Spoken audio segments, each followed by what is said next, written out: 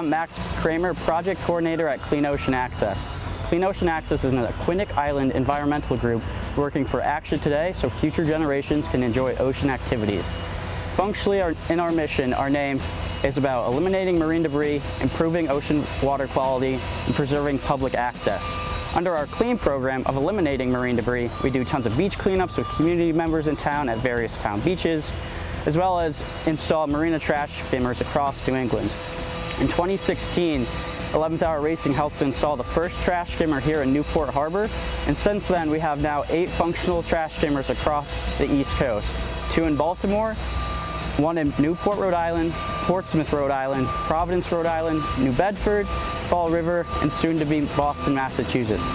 When installing a trash skimmer, you really have to think about the location you put it in. Trash skimmers are stationary devices that you mount on a dock that run 24/7 to collect debris in a general area.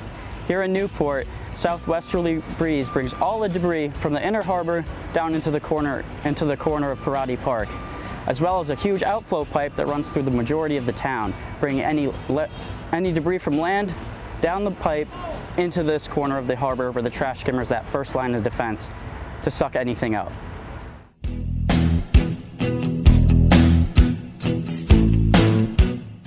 There's 3 doors on either side of the unit that bring in water and debris. As water fills inside the unit, it goes down into the pump well where a 3/4 horsepower motor allows it to get all ejected out. As waters also get ejecting out, it also brings down oxygen, both going inside the skimmer, keeping all the debris free floating, and half of the air also going out into the environment. What's really important about the air is that it can emulsify with hydrocarbons and toxins, meaning it binds with all these different toxins in the water, bringing them up to the surface and getting recollected into the skimmer. So the skimmer is not just collecting plastics, organic material, but it's also collecting diesels, hydrocarbons, gas, and getting taken out from there. Once we collect the debris, we concurrently want to track it. We test for 2 different items. We look at itemized debris counts, where are things that are noticeable that you can actually call out. We also test for microplastics. When we look at itemized debris counts, it could be anything from a water bottle to a nip to a couple of straws. Sometimes we get more interesting things like a corn on the cob, and very recently we started to get some personal protective gear and masks and gloves. When we start to sieve out the different items in here, we start to really encounter a lot of small objects that are hard to count, but are almost the most detrimental to the environment. Small microplastics, whether they're polystyrene foam or hard plastics, those are the ones that fish and other organisms can actually ingest. When they're also this small, they easily bind to different toxins that can make its way throughout the food chain, even up into the food that we eat.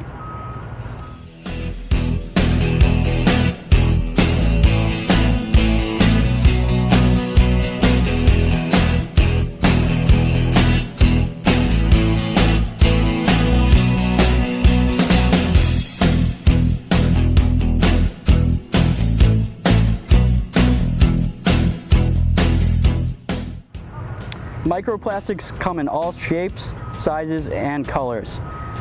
A lot of them are fragmented and have all these different wild shapes, but some of them are uniquely found and always have the same shape, like this one.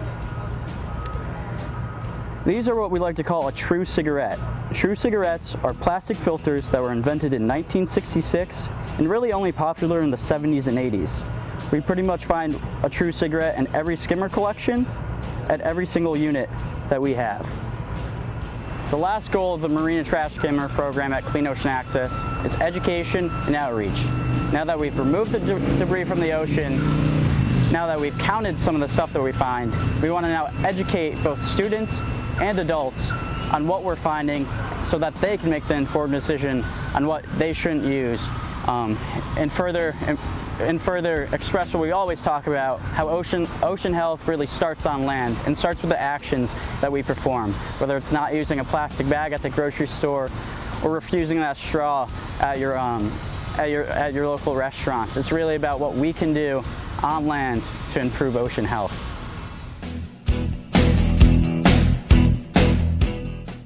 Hello everyone, my name's Karen and I'm here with Clean Ocean Access.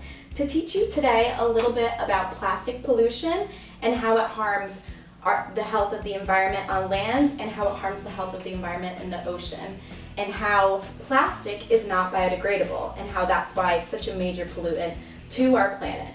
So first I want to talk about this crazy fact that every single piece of plastic that's ever been made is still here on planet Earth.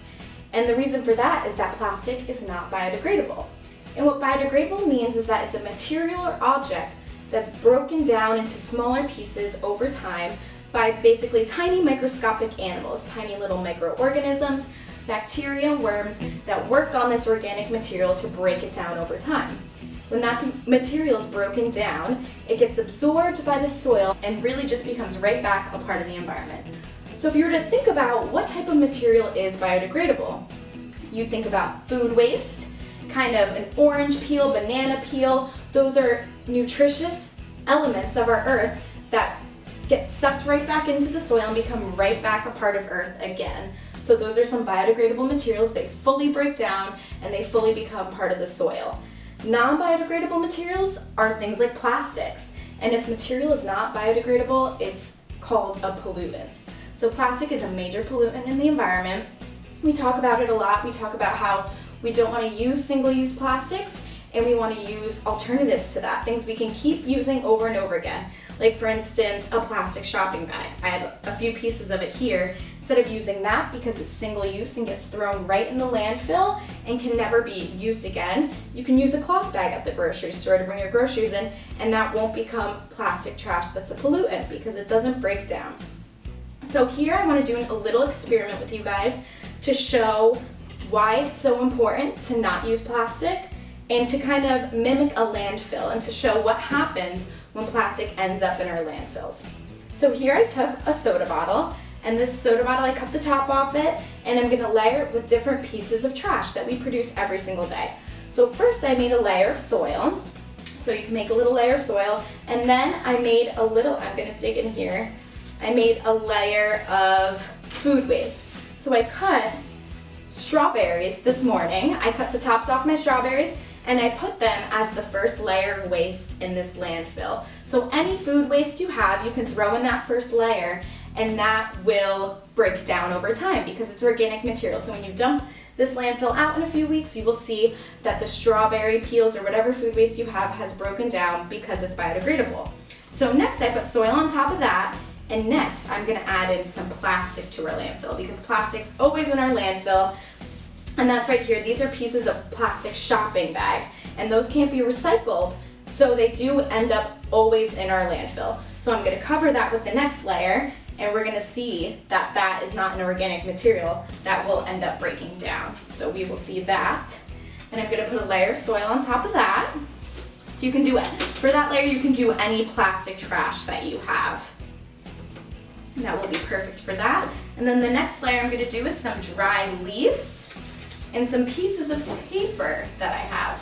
So these are organic materials from the earth. Trees are made from paper and the leaves are right from those trees. So that material is organic and will end up breaking down and becoming part of the soil. So I'm gonna finish up my landfill with some soil on top.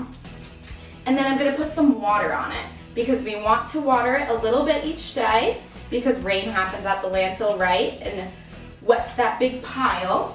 So we want to put some water on that, and then what I'm going to do, I have my other example right here, I'm going to cover it so it doesn't get light on the side, and I'm going to tape the top back on and only let light and sunlight come in from the top, just like at the landfill. And then over about a few weeks you can water it, you can kind of check and see what's happening, see what's breaking down in the bottle, but over time, over about 6 weeks, I want you to dump this out onto the ground and see, did your paper and leaves kind of become smaller? Did they start to break down and biodegrade? What about the plastic? And what about that food waste? So food waste does break down, and that's why people compost their food waste. And a third of the waste in the landfill is food waste that can be composted. So that's really important to see from this experiment, that your food's gonna break down into that nutritious soil. So instead of going and throwing that food waste in the landfill, it can go back into the earth to help you grow more food. So what we learned today is we really want to start composting, start using our food waste, not as trash, but as more food that'll help the planet, help save the landfill, make it last longer, and also instead of using plastic, because it stays on the planet forever, we want to use alternatives like reusable water bottles, reusable bags, because plastic stays on the planet forever and never goes away. So I hope you enjoy making your landfill, and thank you so much for watching today. Have a great day. Hi everyone, my name is Caitlin Reed and I am the Zero Waste Coordinator for Clean Ocean Access. I work on the Healthy Soils, Healthy Seas Rhode Island project, which began in 2018 with the resounding belief that improving ocean health starts on land.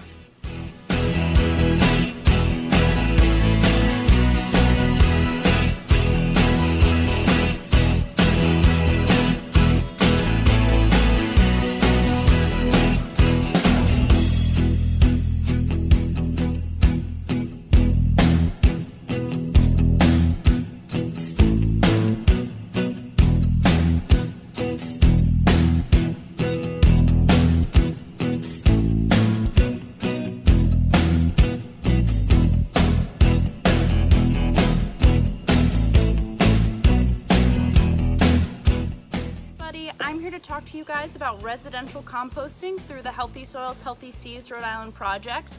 We offer 3 different avenues to divert your food waste: curbside collections, HubSpot drop-off, and backyard. For HubSpot drop-off and curbside collections, you use a 5-gallon bucket and you collect your food scraps throughout the week, and then you can add your food scraps to your bucket. I use a small container to collect my food scraps throughout the day, and then at the end of each day I dump them into my bucket. Okay, I have more under here. I like to put a little layer of newspaper to help make sure we keep those bugs out. All right, and then I'm gonna seal this tight, and I'm ready to go. And if you're doing curbside, you receive a pickup every other week, and if you're doing drop-off, you're responsible for taking your food scraps to that location. If you want to do backyard composting, that's awesome. Make sure that you're using both green waste, your food waste, and brown waste like leaves and newspaper, okay? And you have to make sure that you turn your pile at least once a week. So what you guys see here is finished compost, okay? This is actually from Earth Care Farm in Charlestown, Rhode Island. And we're gonna put some of it on our garden today. So finished compost has this really nice earthy smell, okay? And it's gonna look like soil. So let's put some of this in our garden. Now remember, when your compost is finished, it's gonna have a dark, earthy smell, right? And it's gonna feel a little moist, right? But it shouldn't be wet, it shouldn't be slimy, it should be crumbly, okay? So what I'm gonna do, because also remember that compost isn't soil, right? It's a soil amendment. So what I'm gonna do right now is I'm gonna add about a 1-inch layer to the top of this plant.